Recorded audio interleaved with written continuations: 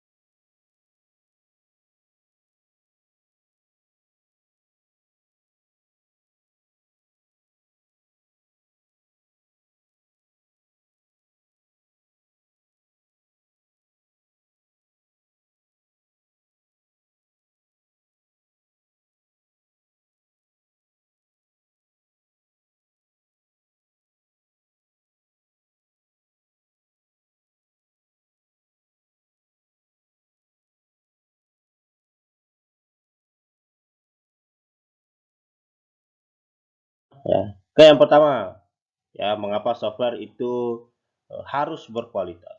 Ya, atau mengapa software itu dikatakan berkualitas? Ya. Jika ingin sistem itu atau software itu berkualitas, maka yang harus kita tanam di benak kita itu adalah yang pertama, sistem perangkat lunak menjadi semakin menarik untuk dibangun. Ya, jadi ada yang kita kejar. Ya, untuk menghasilkan sebuah sistem atau sebuah software ya yang dikatakan berkualitas itu pasti akan semakin menarik untuk dikembangkan ya atau semakin menarik untuk dibangun atau dibuat. Yang kedua, sistem software memegang peranan semakin penting dalam kehidupan sosial. Ya, jadi dalam kehidupan bersosial itu juga sangat-sangat merubah kehidupan manusia. Ya. Contohnya, ya, kalau kita ingin menikah, ya, otomatis kalau kita kakek kita misalnya ada di kampung, ya, mau hujan, ya, atau tidak, ya, mau lumpur, jalan di kampung rusak, kita harus pergi, ya, untuk memberitahu bahwa kita akan menikah. Tapi dengan zaman sekarang, dengan ke software yang sangat berkembang, ya, tidak perlu lagi, ya, tinggal video conference, ya, tinggal pakai aplikasi WA misalnya, video call, ya, tinggal bilang saja. Itu salah satu contoh kehidupan sosial kita, ya, dalam mendukung kehidupan. Ya. Oke, yang berikutnya adalah orang-orang dengan kemampuan pengembangan software sangat dibutuhkan. Ya, dengan semakin berkembangnya software, ya, atau aplikasi atau atau perangkat lunak, ya. Makanya orang yang bekerja atau memiliki keahlian di bidang software engineering atau pengembangan software itu sangat dibutuhkan, ya. Oke, berikutnya adalah berbagai metode, teknik dan perangkat baru dikembangkan untuk mendukung perbuatan pembangunan dan perawatan sistem software. Ya, jadi banyak cara untuk bisa digunakan untuk melakukan pengembangan, ya, dengan cara melakukan testing tadi, ya. Makanya dibutuhkan pembangunan dan perawatan sistem software, high quality software, ya. Software yang berkualitas rendah akan menghilang dan tidak mampu bertahan dan tidak akan diterima dalam masyarakat. Ya, kondisi ini membutuhkan staf pengembangan software yang mempunyai minat dan terlatih dalam menekuni masalah kualitas produk software. Ya. Jadi kualitas dari produk software tersebut harus dikembangkan. Ya, kalau tidak akan bisa mengikuti dengan perkembangan zaman. Ya. Dengan sistem software sekarang yang semakin canggih, semakin berkembang, ya, UI-nya sudah semakin bagus. Ya. Banyak aplikasi yang tidak bisa bersaing. Ya, contohnya yang lagi berkembang sekarang WhatsApp. Ya. Yang lain apa? BBM hilang sekarang, tidak dipakai. Ya, karena yang punya tidak memikirkan ke depan. Ya. Persaingannya seperti apa? Ya, masih banyak lagi toko-toko online yang sudah tutup, ya, tidak mampu berkembang. Ya, baik yang besar maupun yang kecil. Ya, contohnya yang lagi berkembang apa sekarang? Ya, Gojek. Yang dulu cuma mengantar penumpang, ya, sekarang sudah bisa GoFood, ya, bisa beli makanan, bisa beli minuman, ya, tanpa harus kita keluar rumah lagi.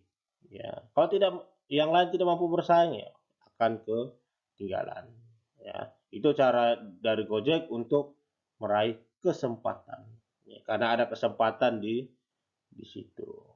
Ya, mungkin nanti ke depan lagi ada Godet, ya, Gojek untuk ngedate. Ya, mungkin malam minggu tidak punya cowok, tidak punya cewek, bisa menggunakan Gojek. Ya, bisa saja. Oke. Oke. Berikutnya adalah staf yang berkualitas tinggi memastikan bahwa produk software dibangun tepat waktu. Ya. Jadi staf, ya, atau yang mengembangkan, ya, software tersebut harus memastikan bahwa produk software dibangun tepat waktu. Ya. Artinya penyelesaiannya sudah direncanakan dalam waktu 3 bulan, ya, harus selesai software itu 3 bulan.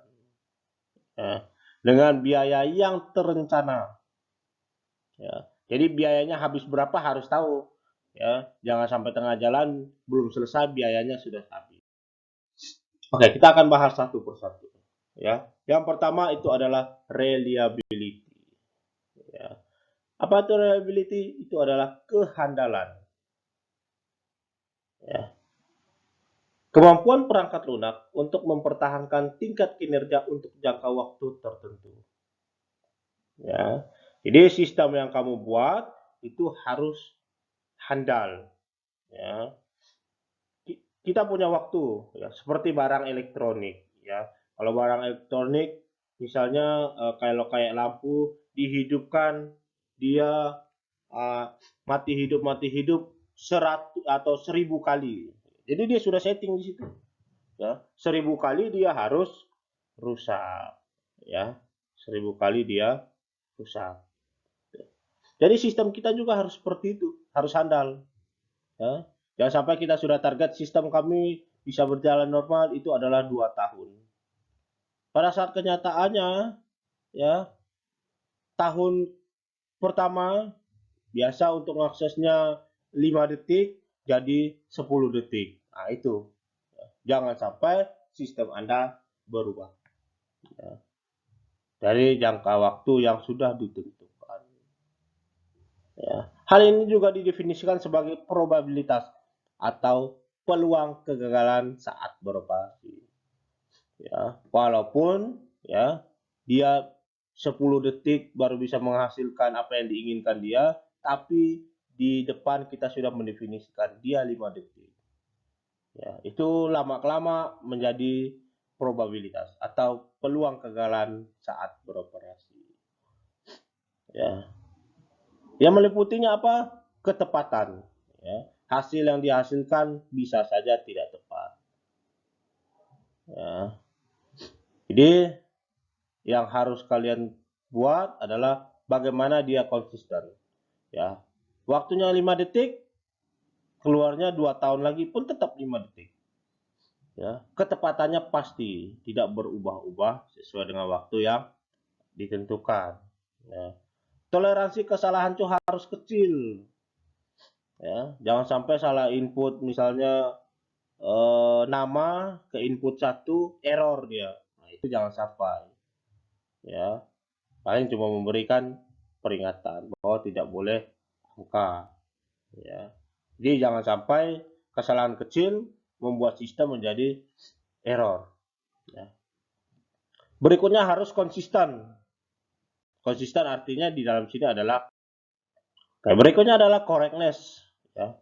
Ketepatan adalah suatu pengujian apakah hasil akhir dari software yang dipakai sesuai dengan yang telah diharapkan dan harus valid.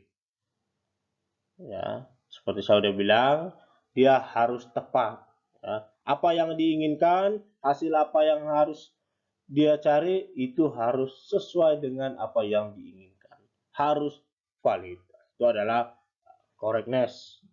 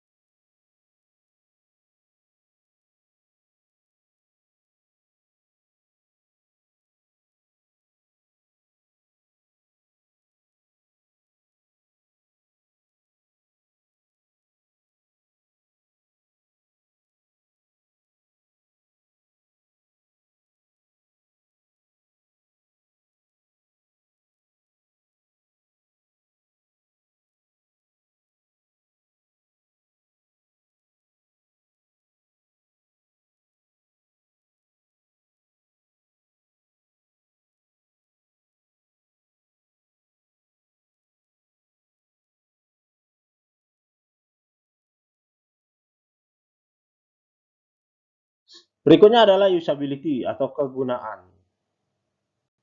Ya. Dapat diukur dengan apa kegunaannya? Ya. Intelektual serta keterampilan fisik yang diperlukan untuk mempelajari sistem. Ya, jadi kegunaan ini, bagaimana sistem ini bisa digunakan dengan baik, ya juga tergantung daripada orangnya. Ya, kamu harus membuat sistem sesuai dengan keinginan user. Ya. Kalau dia tidak bisa yang ribet-ribet, kamu buat ribet-ribet, ya susah. Ya. Atau kamu buat sistem untuk orang buta yang tidak bisa gunakan. Ya, kalau orang buta gimana caranya? Kalau orang tuli bagaimana cara buat sistem yang benar? Ya tergantung dari pasaran atau sistem kamu akan digunakan oleh user yang seperti apa. Ya, waktu yang diperlukan untuk secara efisien dapat digunakan sistem. Ya, waktu yang diperlukan untuk secara efisien dapat menggunakan sistem. Ya, jadi dalam menggunakan sistem tersebut, ya harus efisien, efektif. Jangan sampai kita menggunakan sistem malah semakin memperlambat pekerjaan kita. Ya. Berikutnya adalah peningkatan produktivitas setelah sistem tersebut diterapkan. Ya, misalnya di teller bank, ya, satu hari dia masih menggunakan manual, itu bisa melayani 30 orang. Setelah menggunakan sistem, apakah masih 30 orang atau 20? Seharusnya bisa naik misalnya 50 orang per hari teller bank bisa melayani. Karena semuanya sudah menggunakan sistem, tidak harus menggunakan inputan manual. Ya, cuma tinggal masukkan nomor rekening, otomatis keluar. Ya, itu bagaimana cara meningkatkan produktivitas setelah sistem tersebut diterapkan di perusahaan yang akan menggunakan sistem tersebut.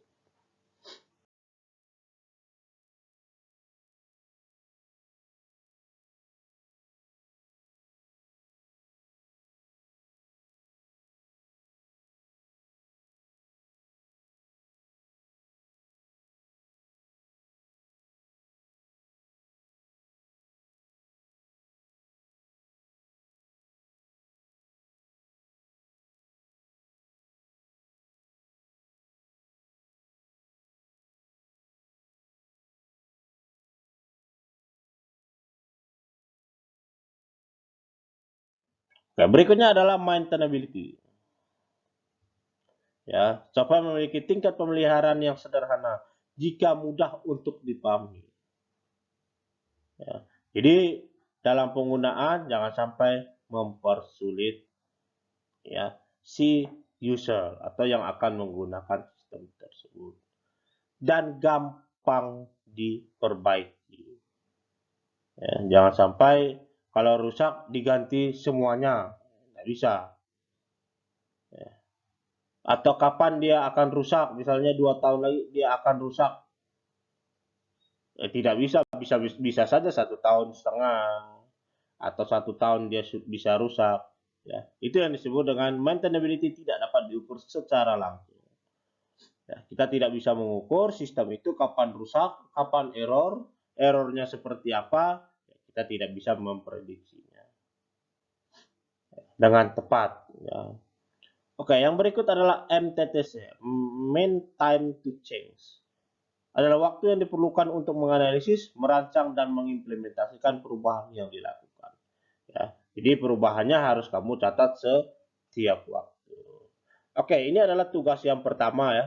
Tugas kelompok yang pertama itu adalah kamu buat makalah tentang MTTC. Ya. Jadi kamu buat makalah tentang MTTC. Ya, itu yang soal yang pertama. Kita lanjut.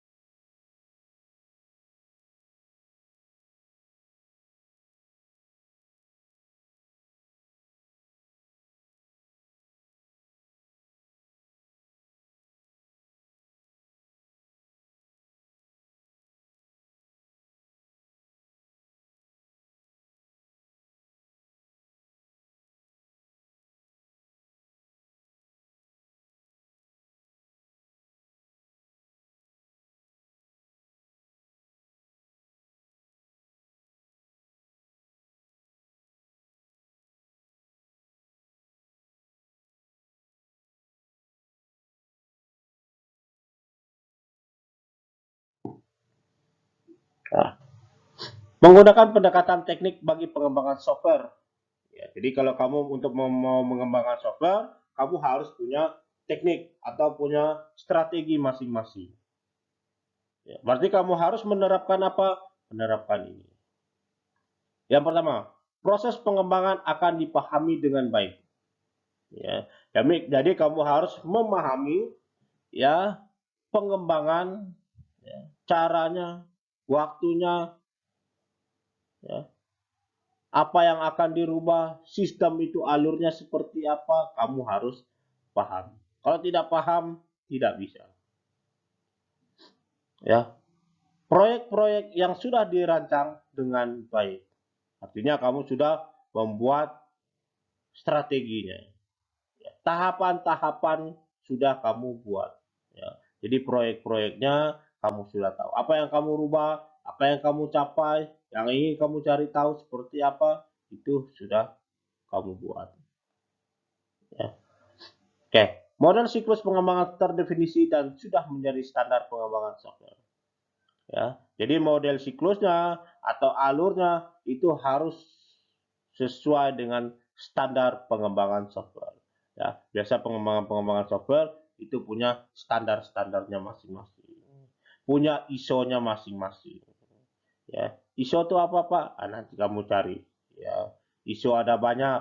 Ya, ISO misalnya 1121 itu untuk apa? Masih banyak yang lain lagi ya.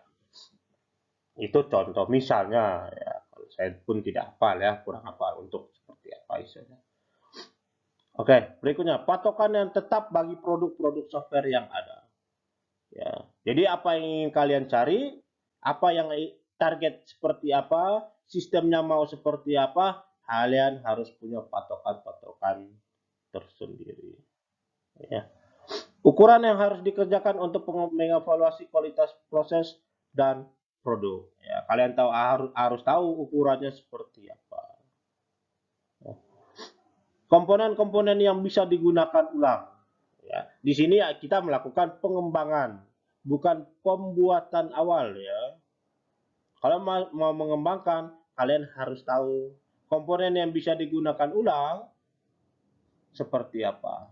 Misalnya, bisa saja dari sistem yang lama. Ya, sistem yang lama, apa saja masih digunakan ulang. Contohnya misalnya, database-nya masih bisa digunakan. Ini adalah tes spesialis. Ya. Seorang ahli testing. Ya. Jadi seorang tes spesialis atau yang disebut dengan ahli testing. Ya. Yang melakukan testing. Seseorang yang mempunyai pendidikan yang berdasarkan pada prinsip-prinsip eksak. Ya. Artinya dia kuliah, dia menguasai di bidangnya. Ya. Eksak. Ya.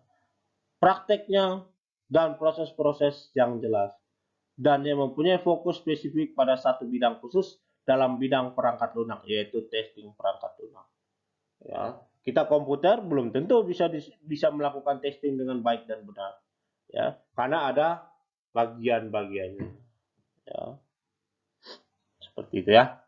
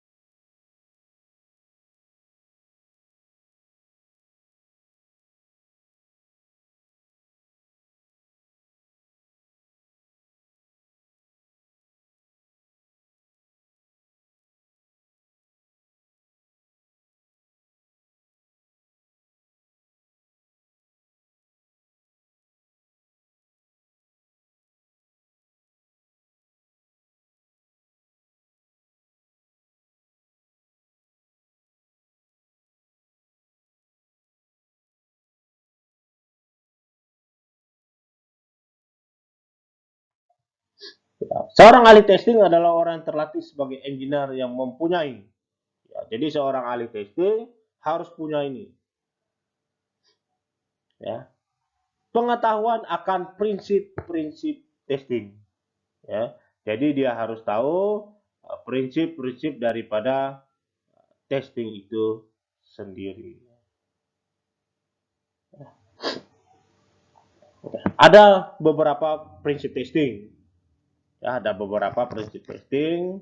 Yang pertama itu adalah testing yang komplit tidak mungkin. Ya, testing yang komplit tidak mungkin. Jadi kamu jangan berpikir bahwa testing kamu harus 100% bebas dari bug. Oh, tidak akan. Tetap ada bug. Sebaik apapun sistem kamu, tetap ada bugnya. Ya, jadi jangan berpikir bahwa testing Anda bebas daripada bug. Ya. Yang kedua, testing merupakan pekerjaan yang kreatif dan sulit. Ya, jadi jangan Anda berpikir bahwa testing itu adalah gampang, sulit. Ya, jadi testing merupakan pekerjaan yang kreatif dan sulit. Ya, jadi seorang testing juga harus kreatif. Ya. Yang ketiga, testing harus direncanakan. Nah, itu prinsip-prinsip testing. Ya. Yang ketiga, testing harus direncanakan.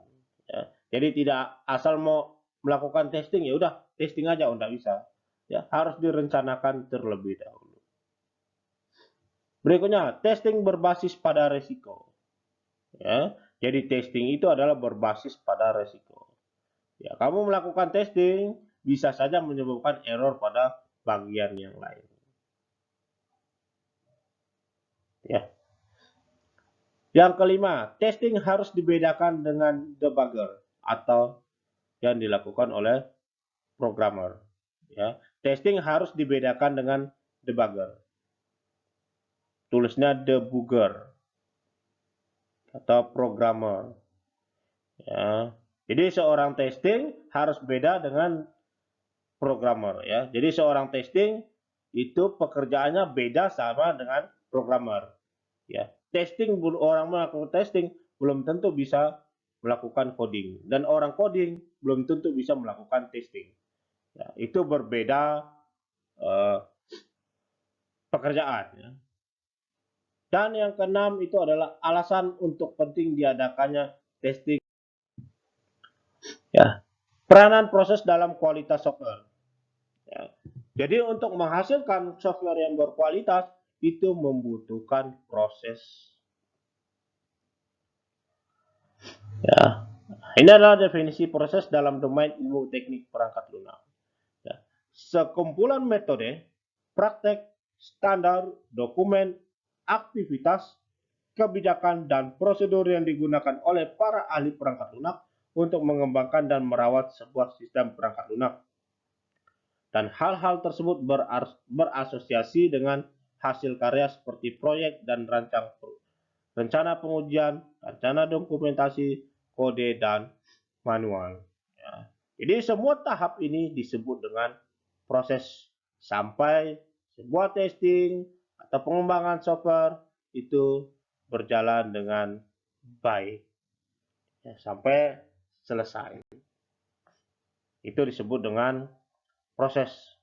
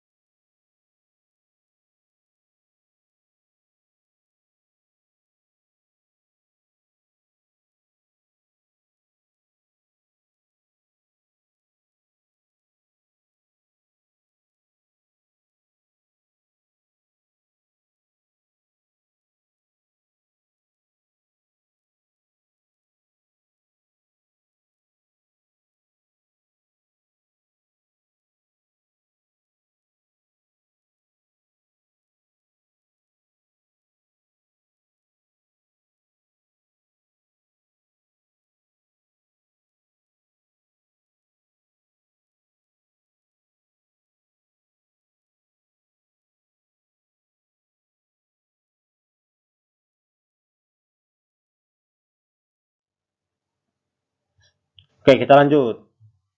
Ya. Testing sebagai sebuah proses. Ya. Pengujian sendiri mempunyai hubungan yang erat dengan dua proses lain yang dikenal dengan validasi dan verifikasi. Ya, jadi ada proses validasi dan ada proses verifikasi.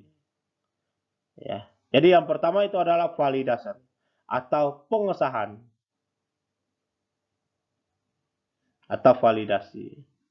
Validasi itu apa sih? Sebuah proses pengevaluasi sistem software, ya, sebuah proses mengevaluasi sistem software atau komponen-komponennya, atau pada akhirnya siklus pengembangan dalam menentukan apakah software memuaskan atau memenuhi kebutuhan yang dispesifikasikan.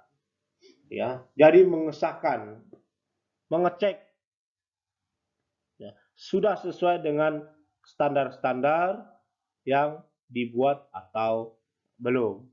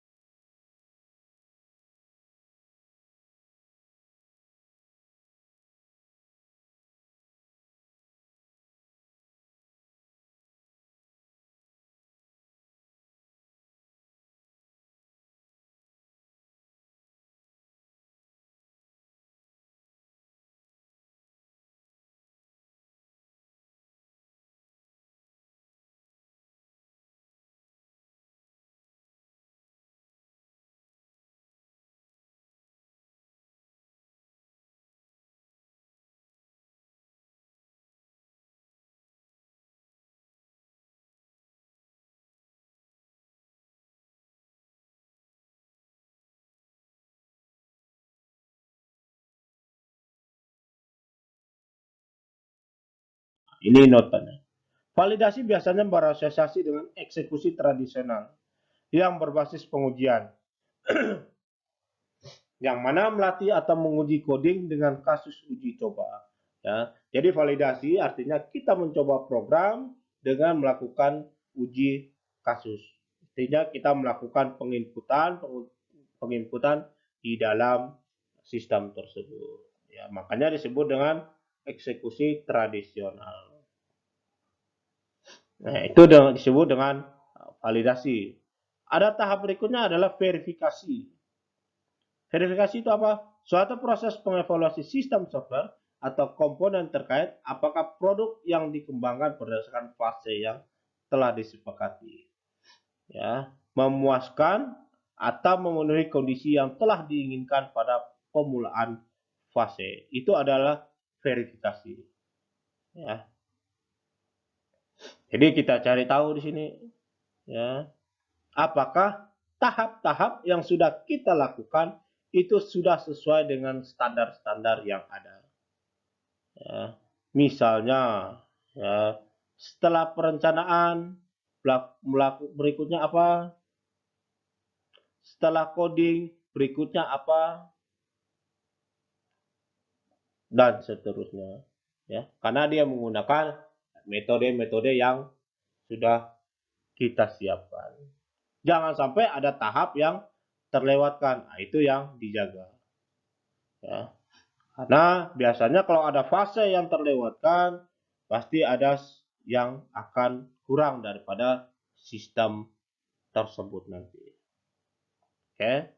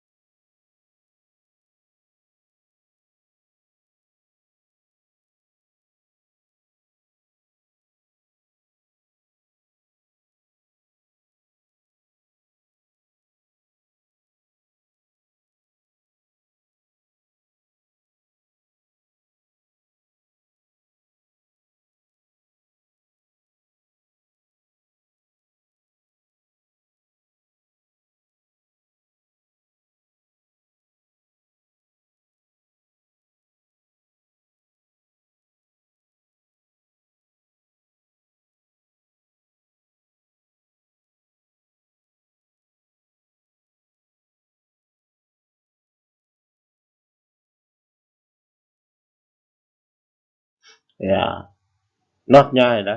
Verifikasi biasanya berasosiasi dengan aktivitas seperti inspeksi atau review ulang dari software yang telah diterima. Jadi, kita melakukan review ulang. Ya, karena dalam melakukan testing itu ada dokumentasi. Nah, kita akan melihat dokumentasi dengan apa yang ada di proposal.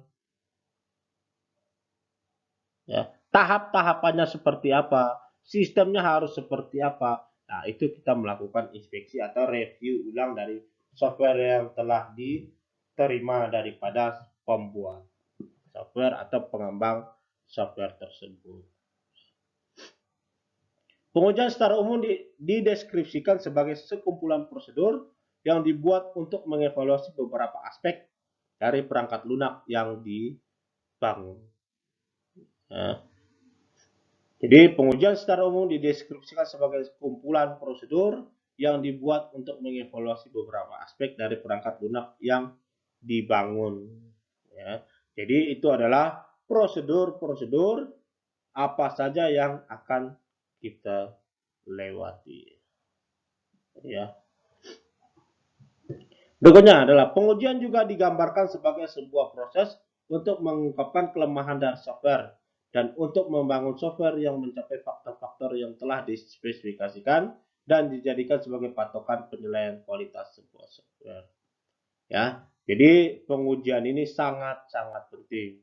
Sebelum sistem itu digunakan oleh si user atau pengguna akhir, maka terlebih dahulu dilakukan testing. Ya. Testing pada saat apa? Testing pada saat program tersebut selesai dikembangkan. Ya, itu kalau sistem yang baru. Tapi kalau sistem yang sudah ada, maka harus dilakukan pengembangan. Ya. Pengembangan diakibatkan apa? Pengembangan diakibatkan ada sistem yang error atau pengembangan perusahaan tersebut menjadi lebih besar. Ya. Ada bagian-bagian tertentu yang dilakukan penambahan. Ya, seperti yang sudah saya bilang tadi, Gojek dulunya untuk penumpang, sekarang bisa digunakan untuk GoFood atau pesan makanan.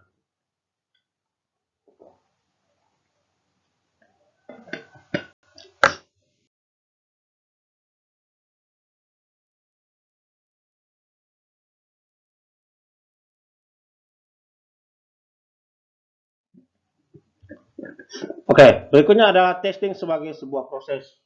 Testing itu juga disebut dengan proses. Ya, masih sambung yang tadi ya. Pengujian sebagai proses yang mempunyai tujuan ganda. Ya. Jadi pengujian juga disebut dengan proses yang mempunyai tujuan ganda. Ya. Yang pertama adalah untuk apa? Untuk mengungkap kelemahan daripada software. Ya. Tujuan kita adalah mencari ya kelemahan-kelemahan, mencari bug-bug, ya, mencari bug-bug yang ada pada software tersebut. Yang kedua adalah untuk apa? Untuk evaluasi kualitas daripada software. Dilihat dari mana? Dilihat dari sisi reliability, security, usability, dan correctness. Ya. Jadi ada beberapa yang kita evaluasi. Ya. Dari sisi reliability, dari sisi security, ya, dari usability dan correctness. Ya. Jadi itu adalah kenapa dilakukan testing.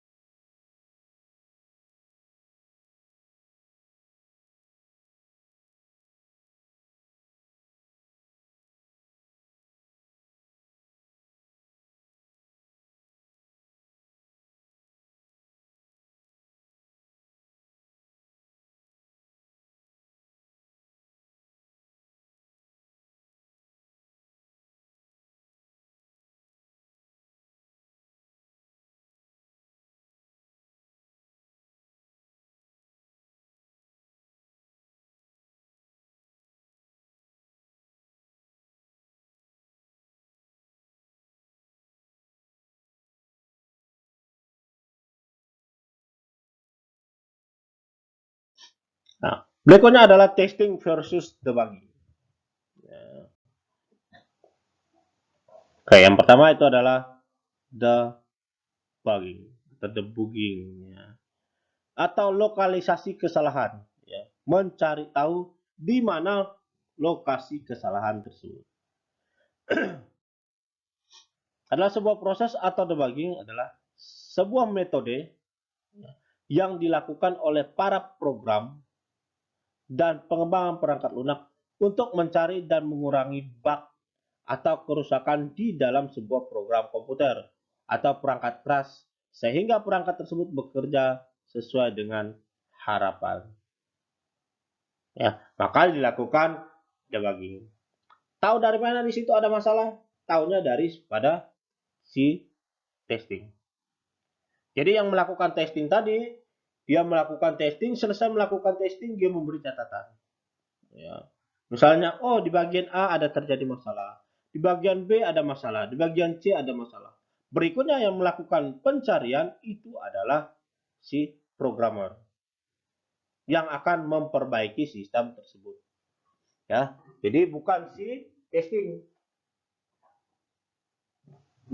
Ya. Si testing tadi cuma mencari tahu.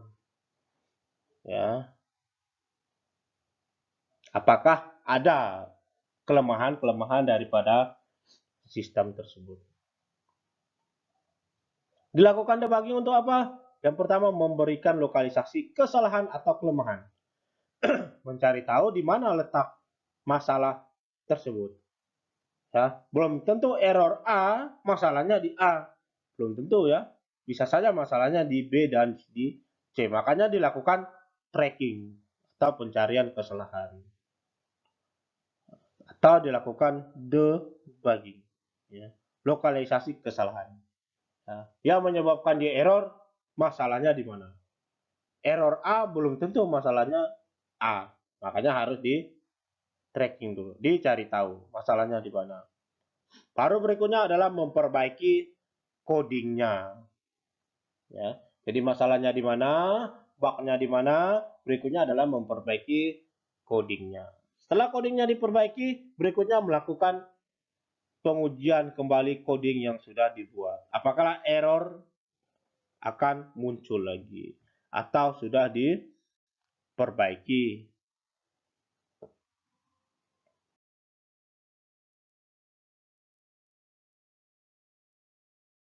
Oke, berikutnya adalah pengujian. Ya. Sebuah proses dan sebagai sebuah proses harus di manage. Ya, jadi proses harus di manage dengan baik, jangan sampai salah. Ya, ini berarti kebijakan organisasi untuk pengujian harus didefinisikan dan didokumentasikan dengan jelas. Langkah-langkah dan prosedur pengujian harus dilatih. Sebuah proses harusnya dapat diukur dengan dan dimonitor. Ya. Jadi dalam melakukan pengujian itu disebut dengan proses. Ya. Jadi harus di manage dengan baik. Ya. Jadi harus dilatih apa yang ingin dicoba harus dilatih dengan data-data yang bervariasi. Baru bisa menemukan bug atau kesalahan atau kekurangan. Ya. Jadi belum tentu ya error itu salah ya. Jadi belum tentu error itu salah. Salah di mana? Salah di programnya. Belum tentu. Bisa saja kalian salah input. Ya. Bisa saja kalian salah input. Ya. Makanya sistemnya error. Nah, disitulah dicari. Ya. Makanya data yang kalian gunakan untuk melakukan testing itu harus bervariasi. Ya. Harus bervariasi.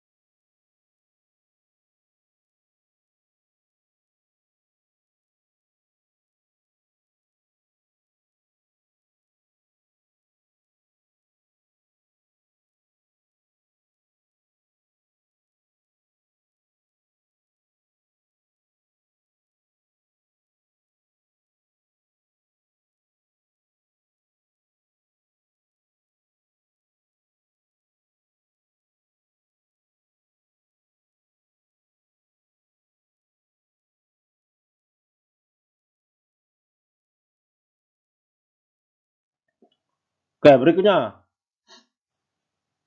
Ada 3 aspek utama dari pengujian. Ya. Yang pertama itu adalah aspek ekonomi. Ya. Aspek ekonomi menunjukkan kenyataan bahwa sumber daya dan waktu harus sedia dalam usaha pengujian yang dilakukan. Pada kenyataannya, pengujian yang lengkap dalam banyak kasus tidak bisa dilakukan karena tekanan ekonomi.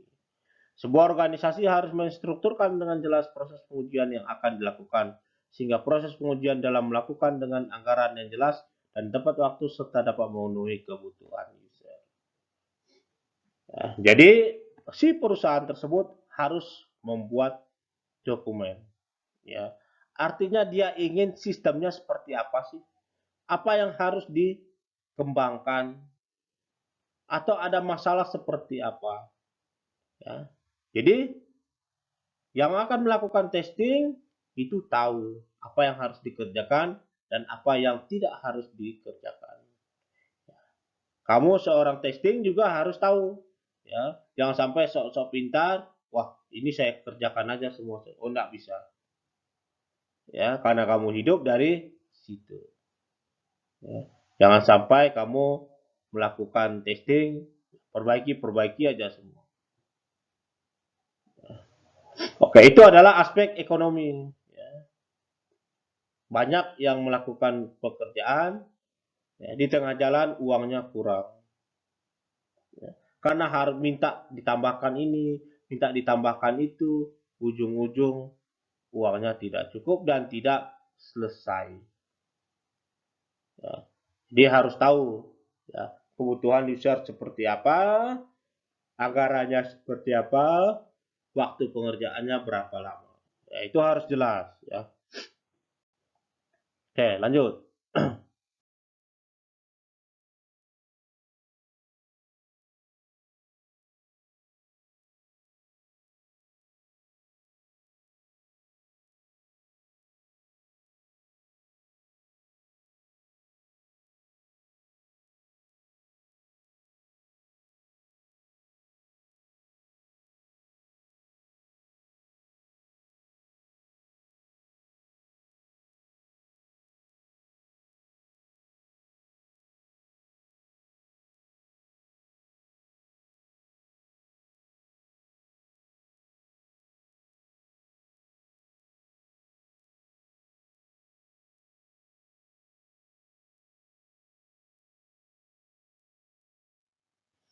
Aspek teknis yang kedua.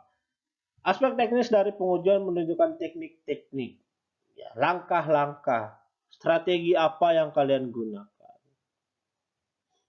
Ya, metode-metodenya seperti apa. Metode apa saja yang akan kalian gunakan.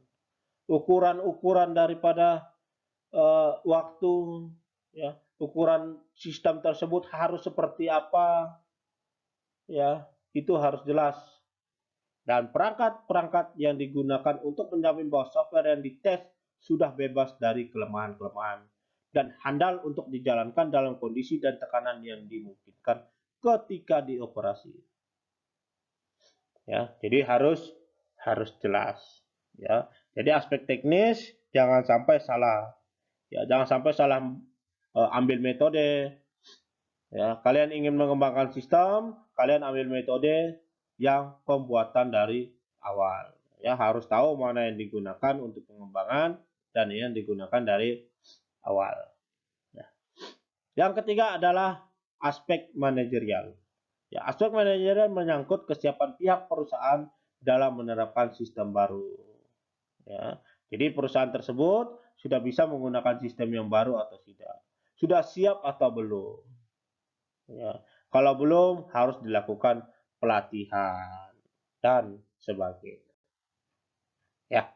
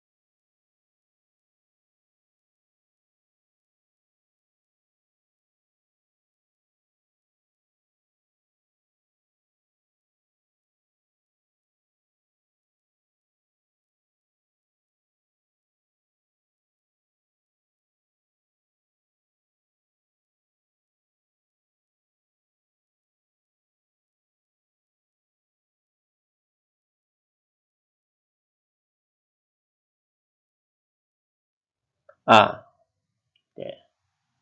Berikutnya, ya. Yang pertama, ada permintaan produk software yang berkualitas tinggi dengan kelemahan yang telah diminimalkan. Ya, jadi ada yang disebut dengan TMM. Ini adalah beberapa, ya, bagian daripada TMM. Ya. Ada permintaan produk software yang berkualitas tinggi dengan kelemahan yang telah diminimalkan. Ya. Jadi kalau produk itu dikatakan berkualitas tinggi, pasti jangan sampai kesalahan sedikit error, kesalahan sedikit error. Ya. Proses memiliki peranan yang penting dalam disiplin ilmu teknik perangkat lunak. Ya, jadi proses itu adalah memiliki peran penting. Ya, jangan sampai kamu sudah punya proses A sampai Z sampai I, ini tidak penting. Sampai K ini tak penting. Tidak bisa ya. Jadi kamu harus disiplin. Mengikuti setiap alur yang sudah diterapkan. Ya. Berikutnya adalah pengujian software. Merupakan subproses daripada pengembangan software. Ya, jadi pengujian itu adalah bagian daripada pengembangan software. Kalau kamu selesai mengembangkan software, pembuatan software ulang, yang berikutnya adalah tetap melakukan pengujian untuk memastikan bahwa sistem itu berjalan dengan baik. Ya, kalau seorang programmer melakukan tes terakhir, masukkan data belum tentu. Makanya dari awal sudah dibilang, ya, seorang testing berbeda dengan seorang programmer. Berikutnya adalah keberadaan model-model perbaikan dan proses evaluasi tidaklah cukup untuk mewakili isu pengujian. Ya, jadi bukan cuma pemodelannya harus baik, ya, evaluasinya juga harus baik, belum tentu. Semuanya harus dilakukan tahap per tahap, bagian per bagian, jangan sampai terlewatkan.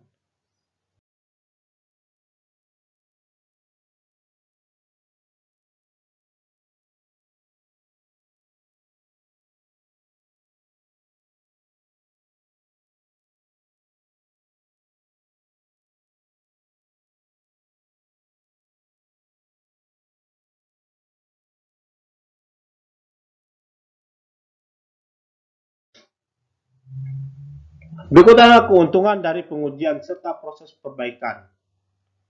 Ya, ini adalah keuntungan daripada hasil testing.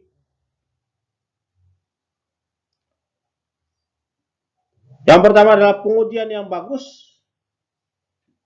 atau sudah dipastikan berkualitas. Walaupun tidak 100% bebas dari bug, setidaknya kita meminimalkan bug-bug. Ya. Seperti di bank. Di bank itu punya hacker. Hackernya kerjanya apa? Hackernya dia bayar untuk memecahkan sistem bank.